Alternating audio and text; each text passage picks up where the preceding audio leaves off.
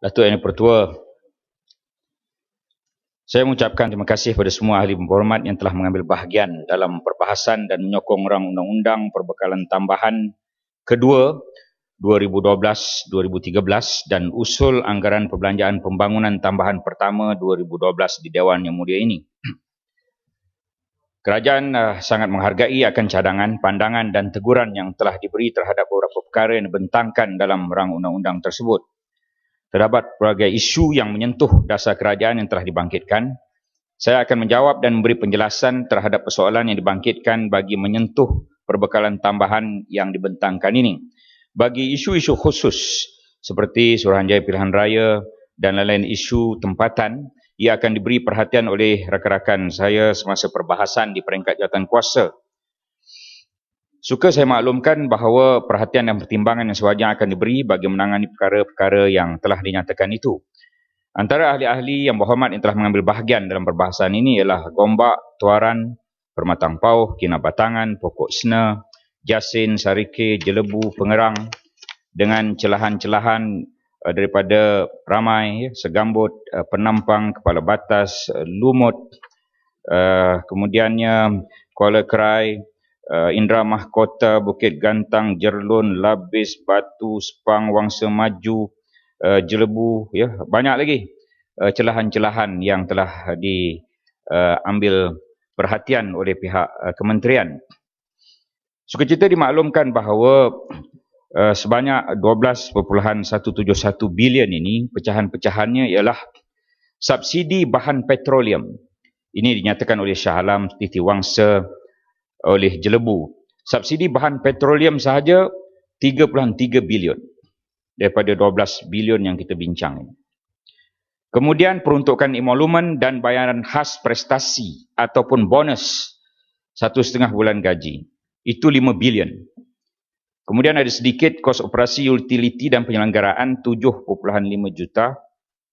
Seterusnya, pindahan hasil kekumpulan wang pembangunan berjumlah 2.375 bilion itu adalah untuk kegunaan pembangunan. Dan satu lagi ialah pendahuluan dari kumpulan wang luar jangka 1.322 bilion dan tanggungan yang mesti dibayar 536.4 bilion. Tuan Yang Pertua, Yang Gombak menyatakan memohon penjelasan mengenai kedudukan defisit negara. Paras defisit pada 4.7% daripada KDNK sebenarnya adalah sasaran bajet 2012 yang asal.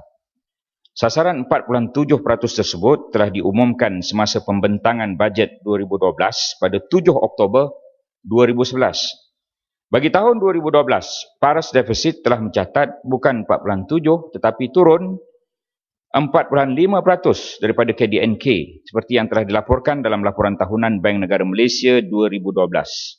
Paras defisit 4.5% KDNK tersebut telah mengambil kira kesemua perbelanjaan tambahan yang kita ceritakan sehari daripada sejak semalam ini. Perbelanjaan tambahan 2012 telah dapat dibiayai oleh kutipan hasil kerajaan yang lebih tinggi berbanding anggaran bajet 2012. Oleh itu, anggaran Permatang Pauh mengatakan bahawa 4.9% sebenarnya bajet defisit adalah tidak benar. Hasil bagi tahun 2012 berjumlah 207.9 bilion, iaitu 11% lebih tinggi berbanding anggaran asal. Hasil yang lebih tinggi tersebut adalah disebabkan terutamanya oleh kutipan hasil berkaitan petroleum yang lebih besar berikutan harga sebenar minyak mentah yang lebih tinggi daripada anggaran asal $119 kepada $110 pada anggaran asal. Tuan Yang Pertua, ini kes Bank Pembangunan. Bagi menjawab Pematang Pauh dan juga Kinabatangan. Untuk makluman yang berhormat, Bank Pembangunan telah ditubuhkan untuk memberi pinjaman kepada sektor-sektor yang telah dikenal pasti oleh kerajaan, iaitu industri maritim, teknologi, oil gas, serta projek infrastruktur kerajaan. Teknologi. Ia juga untuk memastikan supaya projek-projek kerajaan dapat dilaksanakan pada kos yang berpatutan. Pinjaman yang diberikan adalah kepada projek-projek dalam sektor-sektor tertentu dan bukan kepada individu-individu atau golongan-golongan tertentu. Pembiayaan adalah dalam bentuk pinjaman korporat dan terbuka pada semua peminjam korporat dan bukan khusus untuk usahawan Bumiputera sahaja. Untuk makluman yang berhormat, semasa penstrukturan semula Bank Pembangunan pada tahun 2008, pinjaman kepada usahawan kecil dan sederhana telah dipisahkan daripada Bank Pembangunan dan dipertanggungjawabkan kepada SME Bank. Untuk makluman yang berhormat juga, Bank Pembangunan adalah sebuah syarikat milik penuh kerajaan yang merupakan sebuah institusi keuangan pembangunan di bawah Akta Institusi Keuangan Pembangunan 2002. Ia dikawal selia dengan ketat oleh Bank Negara Malaysia bagi memastikan bank-bank ini melaksanakan objektifnya di samping memastikan keberlangsungan syarikat. Oleh itu, tidak timbul isu yang mengatakan kerajaan tidak mengawal selia bank-bank kerajaan dengan baik. Dalam perkara berkaitan operasi syarikat, sebagai mematuhi good corporate governance dengan izin, ahli lembaga pengarah mempunyai tanggungjawab bagi memastikan bank diurus dengan baik dan kerajaan sebagai pemegang saham tidak seharusnya campur tangan dalam hal ehwal operasi dan pengurusan syarikat. Oleh sebab itu, setiap ahli lembaga pengarah bank-bank perlu melalui verifikasi fit and proper dengan izin oleh Bank Negara Malaysia sebelum boleh dilantik sebagai ahli lembaga pengarah bank. Pinjaman yang diberikan kepada ABN, Tan Sri Kenneth Eswaran, adalah di bawah pembiayaan kepada bidang teknologi yang dibenarkan di bawah objektif penubuhannya. Jumlah keseluruhan pinjaman yang telah diluluskan oleh Bank Pembangunan ialah 25.2 bilion ringgit, termasuk pinjaman kepada 202 syarikat Bumiputera dan 140 syarikat bukan Bumiputera. Bagi tahun 2013 sehingga 30 Jun 2013, Bank Pembangunan telah meluluskan pinjaman sebanyak 1.05 bilion berbanding sasaran tahun 2013 3 bilion. Had kelulusan pinjaman komersial bagi Bank Pembangunan ialah 500 juta. Walau bagaimanapun, lembaga pengarah mempunyai kuasa untuk meluluskan pinjaman melebihi 500 juta sehingga 25% daripada dana pemegang saham. Selain pinjaman kepada ABN berjumlah 450 juta, bukan 500 juta, Bank Pembangunan pernah meluluskan pinjaman komersial seperti berikut. Pelabuhan Tanjung Pelepas 2.09 bilion, KL Kuala Selangor Sdn Bhd Latar Expressway 740 juta, SKVE Holding Sdn Bhd 1 bilion. Dan mengenai isu yang dibangkitkan, iaitu mengenai Tan Sri Datuk Keteswaran, anak lelaki Kanagratnam, untuk membiayai ASEAN Broadcasting Network Malaysia Sdn Bhd ABN. Pinjaman berjumlah 450 juta, equity 192 juta, cost project 642 juta, debt to equity dengan izin 70-30. Pinjaman selama 7 tahun, kadar faedah 7.8%, jumlah yang telah dikeluarkan baru 50 juta, untuk mengeluarkan 150 juta lagi, syarikat hendaklah melaksanakan 855,000 buah rumah yang mempunyai apa yang disebut sebagai kabel network yang dilaksanakan oleh ASEAN Broadcasting Network ini. Sehingga 450 juta itu rumah yang perlu memiliki perkara yang berkaitan yang dijual oleh ASEAN Broadcasting Network ini hendaklah berjumlah 1.575.000 buah rumah, baru dilepaskan 450 juta itu. Dan pinjaman ini diluluskan oleh Jawatan Kuasa Kredit Kumpulan, Group Credit Committee pada 18 Mei 2012 berdasarkan 3 syarat. Pertama, penilai dalaman melaksanakannya termasuk aspek kredit dan teknikal oleh juru perunding Frost Sullivan. Yang kedua, lantikan independent checking engineer dengan izin ICE untuk mengesahkan kesahihan kos projek. Dan yang ketiga, jaminan aset 1 bilion ringgit oleh Tan Sri Kenneth Eswaran. Saya kira itu yang ingin saya menyatakan tentang apa yang ditimbulkan mula-mulanya oleh Pandan, dan sebagai rumusan pada perkara yang ditimbulkan juga oleh Kinabatangan dan juga oleh Pematang Pauh, segala kadar faedah adalah kadar komersial dan pinjaman ini adalah pinjaman komersial dan bukan pinjaman yang dijamin oleh kerajaan. Seterusnya, Muhammad Matang Pauh menyatakan tentang defisit 3% pada 2015. Kerajaan sentiasa komited dalam memperkukuhkan kedudukan keuangannya. Ya, Syahla Mangun. Ya. Penjelasan.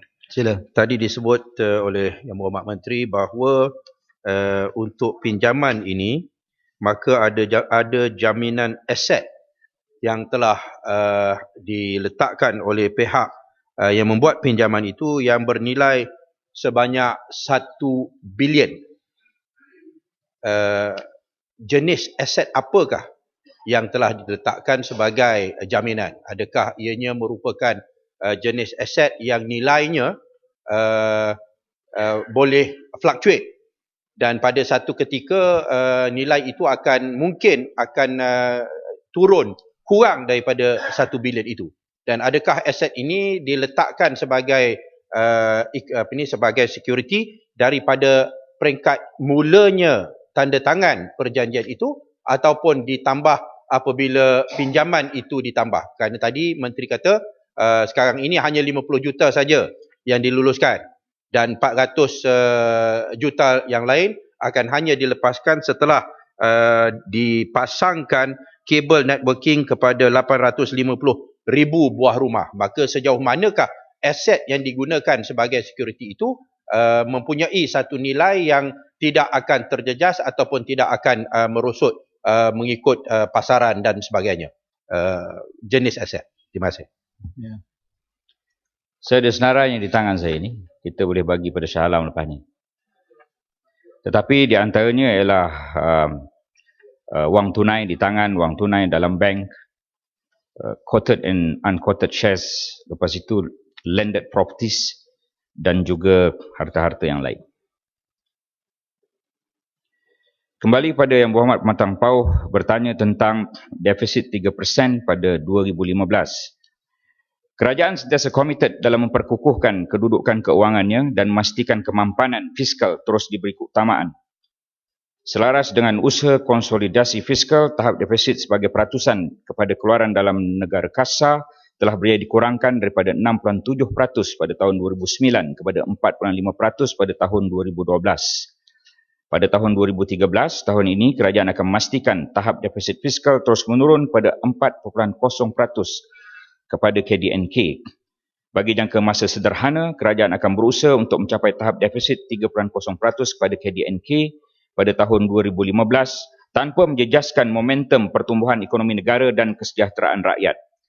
Sebagai usaha untuk memperkukuhkan keuangan kerajaan dan memastikan kemampanan fiskal dalam jangka masa sederhana dan panjang, Yang Amat Berhormat Perdana Menteri selaku Menteri Keuangan telah mengumumkan pembentukan Jawatankuasa Dasar Fiskal, Fiscal Policy Committee, semasa Majlis Konsultasi Bajet 2014 pada 18 Jun 2013 yang lalu. Jawatankuasa tersebut merupakan jawatankuasa utama bagi pengurusan fiskal negara yang akan dipromosikan oleh Yang Amat Berhormat Perdana Menteri dan dianggotai oleh beberapa orang menteri serta ketua-ketua jabatan yang terpilih. Antara peranan utama Jawatankuasa Dasar Fiskal adalah meluruskan strategi fiskal jangka masa sederhana dan panjang bagi mencapai sasaran fiskal seperti tahap defisit dan hutang kerajaan yang lebih rendah dari tahun ke tahun. Seterusnya mencapai sasaran bajet berimbang pada tahun 2020. Mohon celahan Yang Berhormat. Ya. Ya, sila. Terima kasih Yang Menteri, terima kasih Dr. Speaker. Saya mengamati yang disebut oleh Yang Berhormat tadi tentang Jawatankuasa Fiskal untuk mengawal hutang negara. Saya ingin menanyakan Yang Berhormat, kebanyakan daripada perbelanjaan negara kita untuk off budget items dengan izin, termasuklah projek MRT yang kini dikatakan akan menelan sehingga 40 bilion ringgit. Walau pada awal disebut akan dibiayai menerusi swasta, sekarang menerusi terbitan bond kerajaan.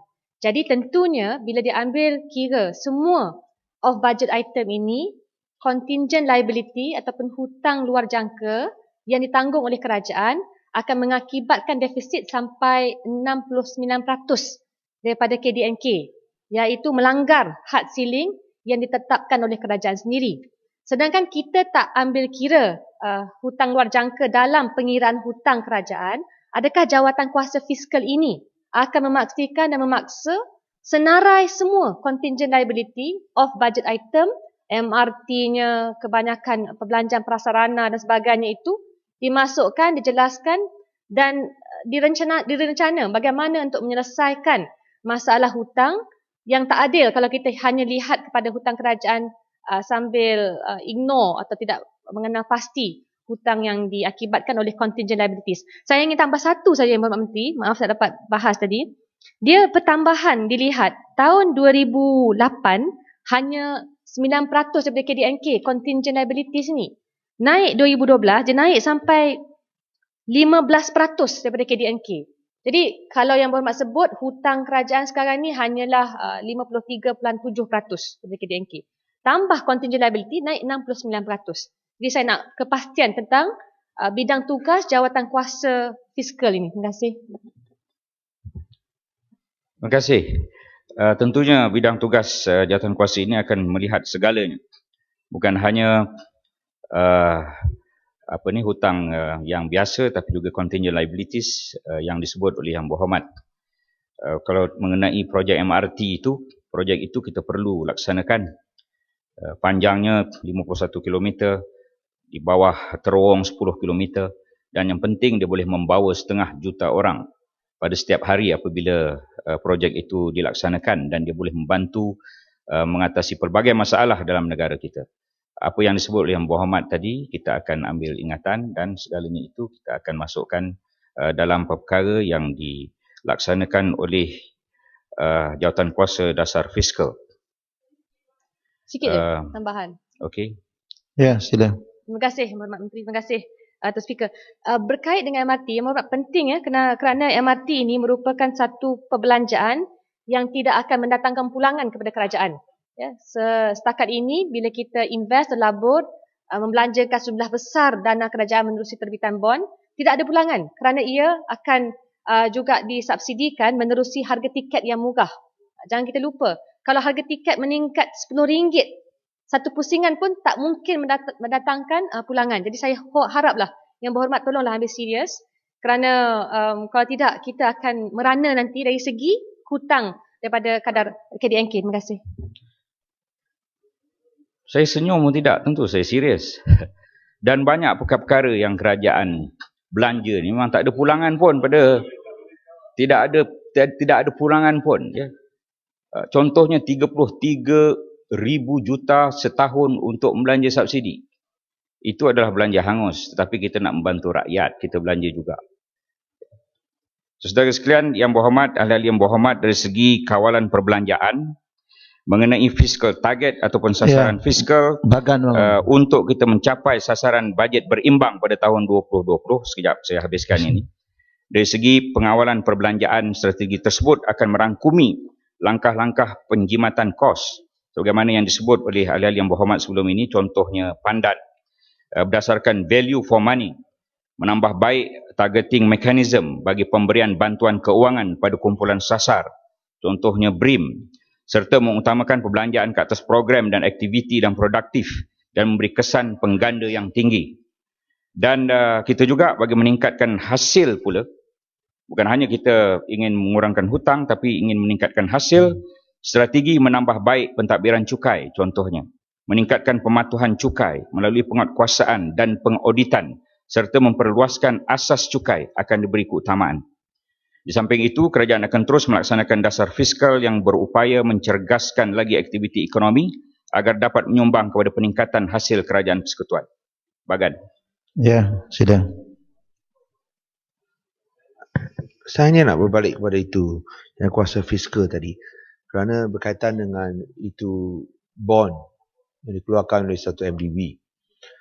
Bolehkah Yang Berhormat Timbalan Menteri menyatakan jumlah sebenarnya bond yang dikeluarkan? Kerana ia adalah satu bond yang dijamin oleh kerajaan Malaysia. Khususnya dalam aspek yield dengan izin yang telah dinyatakan. Kerana sungguh pun ia diterbitkan oleh Goldman Sachs. Tapi ia adalah jauh lebih tinggi daripada kadar pasaran. Dan ini sedikit sebanyak pun akan menambah itu liability luar jangka atau contingent liability yang akan ditanggung oleh kerajaan Malaysia. Sekali terima kasih. Jumlah bond satu MDB, kita akan jawab secara bertulis.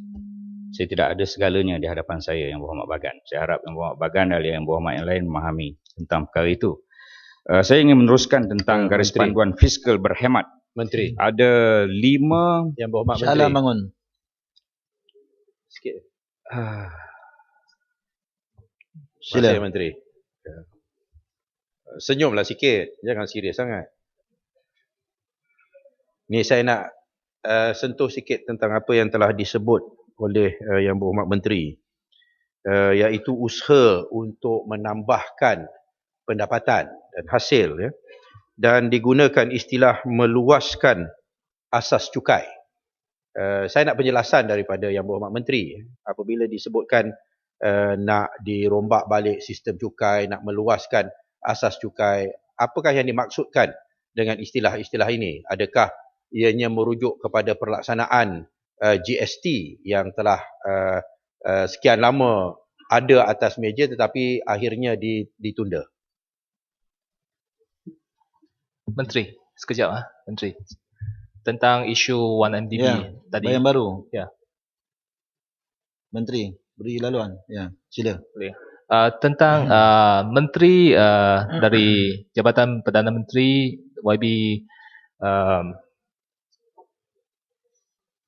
Tambun telah dalam penjelasan kepada tentang isu 1MDB, dia kata dalam Malaysia banyak security firm tidak mampu atau bank-bank tidak mampu memasarkan bond di pasaran bond.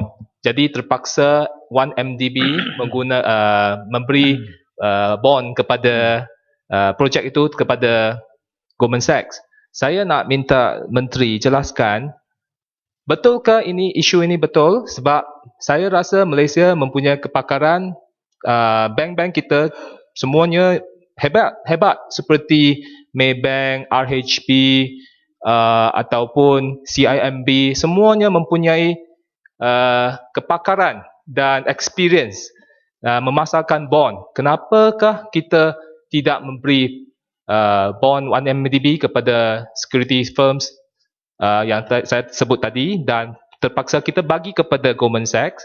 Dan ini pun bukan rocket science, sebab kalau kita bagi kepada Goldman Sachs, ini duit adalah kepada company di luar Malaysia. Baik kita menyokong kita punya bank-bank di Malaysia, Maybank, RHB dan sebagainya. Minta Menteri beri penjelasan. Yang betul. Boleh saya jelas sikit tentang contingent liability? Boleh saya jawab dulu boleh? Okey. Mengenai bond, Bayan Baru dan juga Bagan, 1MDB menerbitkan 2 bond yang dijamin oleh investment company IPIC Kerajaan Abu Dhabi. IPIC mencadangkan dijamin oleh International Petroleum. IPIC mencadangkan Goldman Sachs sebagai trusted banker dan underwriter bond. Dan 1MDB menolak financing raising risk, dan bond yang diterbitkan pada Mac 2013 oleh syarikat subsidiari diberi jaminan korporat 1MDB, dan pelantikan itu adalah berdasarkan keupayaan syarikat menerbitkan bond pada kuantiti yang besar. Itu jawapan pada saat dan ketika ini. Untuk menjawab Shah Alam mengenai meluaskan asas cukai, ya, kita sedang mengkaji dengan teliti mengenai pelaksanaan GST dan dia belum lagi diumumkan. Kalau kita ingin melaksanakan, rakyat perlu memahami apakah itu GST dan apakah kebaikan GST. Saya ingin meneruskan mengenai garis panduan fiskal berhemat. Ada 5 perkara. Ini panjang lagi. Ada 5 perkara tentang garis panduan fiskal berhemat ini. Kita mempunyai fiscal guideline yang mempunyai target yang kita tidak boleh tidak capai. Yang pertama, sasaran defisit 3% pada tahun 2015. Yang kedua, had hutang kerajaan mestilah lebih rendah daripada 55%, itu hadnya daripada GDP. Yang ketiga, bayaran khidmat hutang hendaklah kurang daripada 15% daripada hasil yang kita kutip. Sekarang ini ialah 94%, belum lagi 15%. Yang keempat, hutang luar negara hendaklah kurang daripada 10% daripada GDP. Sekarang ini hutang luar negara ialah 17 bilion dan itu hanya daripada keseluruhan hutang kerajaan persekutuan. 97% daripada hutang kerajaan persekutuan sebanyak 502 bilion itu adalah hutang dalam negara. Dan yang kelima, perbelanjaan mengurus mesti dibiayai oleh hasil, bukan daripada hutang. Dan pinjaman hanya untuk projek pembangunan, itu yang keenam. Tuan Yang Pertua, sukacita saya ingin maklumkan bahawa bajet defisit... Yang Berhormat Menteri, boleh saya minta? Ya. Tak apalah Yang Berhormat, lain kali lah. Saya nak meneruskan, ada banyak perkara yang nak dinyatakan di sini. Tentang topik yang contingent liability. Dah lepas dah tadi. Lama dah lepas. Dah melangkaui beberapa orang yang lain. Ya. Saya ingin maklumkan bahawa bajet defisit negara kita dibanding dengan negara-negara lain, Malaysia pada tahun 2013 cadangan kita, anggaran kita 4.0%, dibanding dengan negara-negara seperti India 8.3%, Pakistan 7%, United Kingdom 7%, Ireland 8.3%, Amerika Syarikat 6.5% dan Jepun 9.8%. Kemudian mengenai purata hutang kerajaan. Ya, Gombak bangun. Ya, sila. Terima kasih Yang Berhormat Menteri. Saya mendengar penjelasan Yang Berhormat Menteri sebentar tadi yang menyatakan hasrat kementerian untuk mengurangkan kadar hutang negara pada tahun 2015 ini. Persoalan saya, apakah jaminan Yang Berhormat Menteri bahawa sasaran ini boleh dicapai? Sedangkan dalam tempoh 16 tahun berturut-turut yang telah saya nyatakan dalam perbahasan semalam, kerajaan persekutuan gagal menunjukkan komitmen untuk menurunkan hutang negara. Malahan hutang negara terus melonjak semenjak 16 tahun yang lalu.